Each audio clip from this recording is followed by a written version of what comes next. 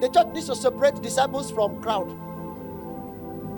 Let us know the true number we have, because even Jesus used that technology once at a time. There was a time that a crowd came. Jesus fed them. Are you telling me that Jesus was not aware that this crowd that he's feeding will not come back?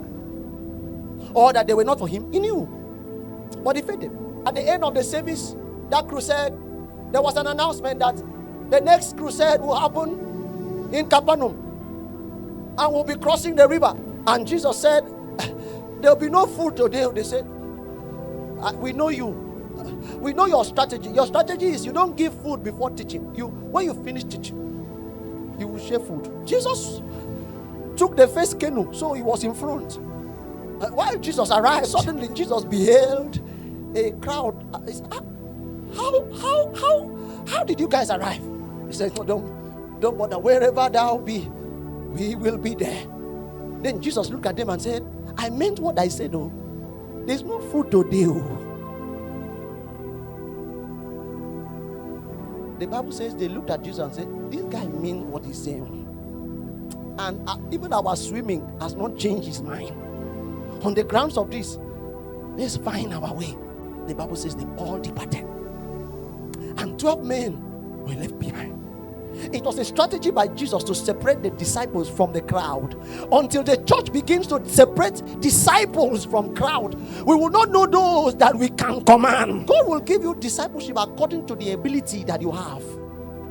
And so it means that every pastor is supposed to pastor the number that is allocated to him based on his ability. But that's not the plan. The plan, gather crowd. And even if you can raise 100 naira on that, in that service, it means,